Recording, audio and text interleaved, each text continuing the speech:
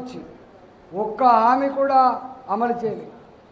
బస్సులలో ఉచిత ప్రయాణం తప్ప ఏ ఒక్క హామీ కూడా అమలు చేయకుండా 6 నెలలుగా నాన్సివేత ధోరణి ప్రదర్శిస్తూ తెలంగాణ అన్ని వర్గాల ప్రజానికాన్ని మోసం చేస్తున్న పార్టీ కాంగ్రెస్ పార్టీ. కాబట్టి ఇవాళ ఆ రెండు పార్టీలకు ఓట్లు వేస్తే ఒకడేమో అధికారం నుండి చేయనివాడు, ఒకలేమో మాట ఇచ్చి తప్పినవాడు. కాబట్టి ఈ మాట ఇచ్చిన పార్టీకి వ్యతిరేకంగా ప్రభుత్వానికి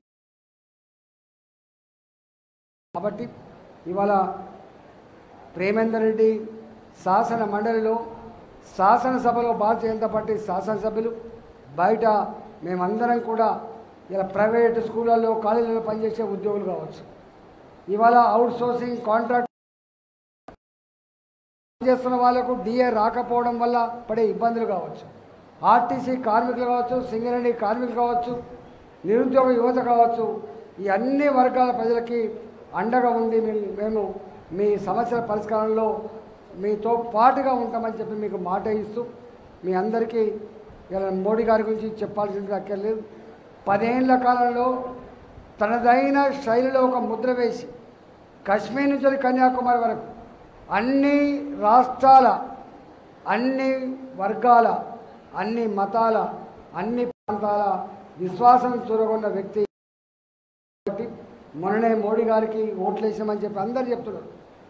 ఎప్పుడు ఈ భారతీయ జనతా పార్టీకి ఒక్క సీటు కూడా ఎన్నడూ గెలవని ఈ జిల్లాలో మొట్టమొదటిసారిగా మా సీతారాం నాయక్ గారు కావచ్చు, అదేవిధంగా మా వినోదరావు కావచ్చు, మేము గొప్పగా ఓట్లు వచ్చే ఆస్కారం ఉంది, మేము 2 గెలిచిన ఆశ్చర్యం అని చెప్పి వాళ్ళు మాట్లాడే పరిస్థితి వచ్చిందంటే ఇవాళ మోడీ గారి ప్రభావం మణుగూరులో ఉంది, మోడీ గారి ప్రభావం భద్రాచలంలో ఉంది, మోడీ గారి ప్రభావం కొత్తగూడలో ఉందని అర్థమవుతా ఉంది. కాబట్టి రాబోయే చరిత్ర బీజేపీదే. ఇప్పటి వరకు ఇవాళ కాంగ్రెస్ పార్టీ అంటే ఏందో అర్థమైపోయింది, బీఆర్ఎస్ పార్టీ ఏందో అర్థమైపోయింది. ఇక ప్రజలందరూ కూడా మోడీ గారి మీద విశ్వాసం ఉంది, భారతీయ జనతా పార్టీ మీద విశ్వాసం ఉంది. ఇవాళ ఇచ్చిన హామీలు అమలు కావాలంటే, ఇవాళ తెలంగాణ గొప్పగా అభివృద్ధి చెందాలంటే మోడీ గారి సహకారం లేకుండా సాధ్యం కాదని చెప్పి అర్థమైంది. కాబట్టి ఇవాళ ఇక్కడ కూడా రాబోయే కాలంలో తెలంగాణ ప్రాంత ప్రజలు ఆశీర్వదిస్తే అధికారంలోకి వచ్చేటువంటి పార్టీ భారతీయ జనతా పార్టీ. కాబట్టి దానికంటే ముందొచ్చే సర్పంచ్ ఎన్నికలు, దానికంటే ముందొచ్చే ఎంపీటీసీ ఎన్నికలు, దానికంటే ముందొచ్చేటువంటి మున్సిపల్ ఎన్నికలు, కార్పొరేషన్ ఎన్నికలలో పార్టీ సీరియస్గా పోరాటం చేస్తుంది.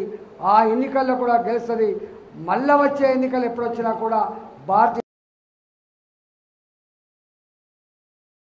కార్యకర్తలు కూడా, నాయకులు కూడా మాకు అండగా ఉండి ప్రజలకు నడిపించాలని చెప్పి కోరుకుంటూ మరొకసారి మీ అందరికీ నమస్కారం సెలవుస్తున్నా.